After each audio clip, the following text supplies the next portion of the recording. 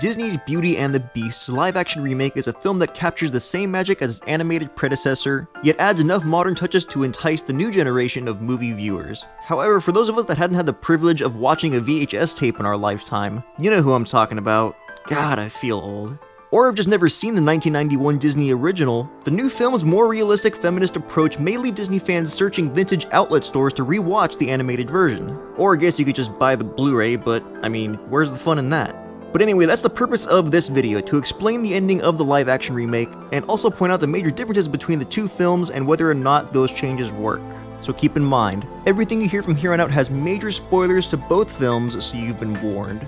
So really quick, the one major unanswered question as far as the ending of the 2017 Beauty and the Beast is that when Beast is revived by some seemingly random woman, even after the last petal from the enchanted rose fell, is that who is she and why did she revive him? Remember, like the 91 version, the prince who would later become the Beast was so selfish and ugly on the inside that on a winter's night an old beggar woman came and offered him a single rose in exchange for shelter from the bitter cold.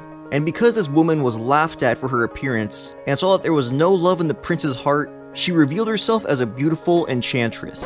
Oh god, wrong enchantress, wrong movie. Okay, there we go. And she put a curse on him and his staff, making the prince as ugly on the outside as he is on the inside. But in the animated version, this is the first and last we ever even hear of this enchantress woman. So in this newer version, she plays a much bigger role, and we learn her name is Agatha. Next we see of her, she's there to rescue Belle's father who is tied to a tree and left to die by Gaston. And then she is with, but not part of the angry mob that goes to the Beast's castle. It's in the aftermath of the final stages of the last petal falling that Agatha shows up to revive the presumed dead prince after hearing Belle say, "I love you." And also apparently remove 3 bullets cause, I don't know, magic I guess? But remember, the Enchantress's curse states that the Beast and all of the staff that were turned into objects will stay that way forever once the last petal falls, which is why there's a somber moment of all the objects becoming inanimate, which didn't happen in the 91 film as Belle says "I love you" just before the last petal falls. So the only way this spell would have been reversed is if the Enchantress was there in person and made the executive decision to lift the curse. Had the last petal fallen like in the animated version and Agatha had not been there, well then sorry, no backsies. So with this ending and the decision to make Agatha a more prominent character, the intention with Disney was to make it a much more emotional yet happier ending for all parties involved. Except for Ian McKellen's Cogworth, who would have rather just stay at a clock than go back with a significant other, I guess, whatever. Anyway, that's the ending explained. Now on to some of the major differences between the original and the live-action remake. It's no surprise that with these new additions, including 4 brand new songs, that the film runs much longer, clocking in at 2 hours and 9 minutes, as opposed to the original at 1 hour and 24 minutes. This also gives plenty of time for more backstory on important supporting characters like Maurice, who instead of being an inventor is an artist who also fixes things. But he really has more of an artistic soul, drawing things like Belle when she was younger, as well as her mother, who we heard almost nothing about in the first film. In this one we learn that Belle, Maurice, and her mother all lived in France, but the effects of the plague on Belle's mother forced the two to leave her behind.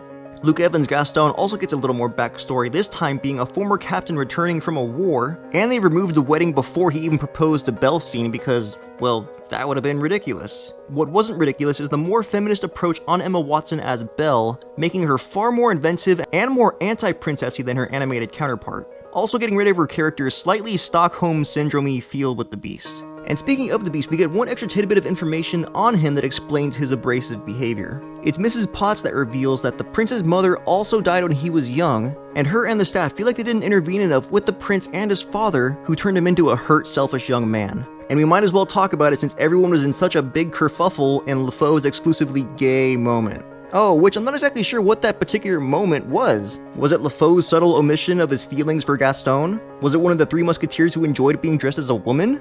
Or was it LeFau and the same musketeer sharing a dance at the film's end? I don't know, and I don't really think it matters. LeFau was actually one of my favorite performances in the film, and it's not like his character was drastically changed from the animated version. You just have to see the subtext. The very, very, very subtle subtext. I mean, if the new Beauty and the Beast has one lesson, it's that beauty is only skin deep.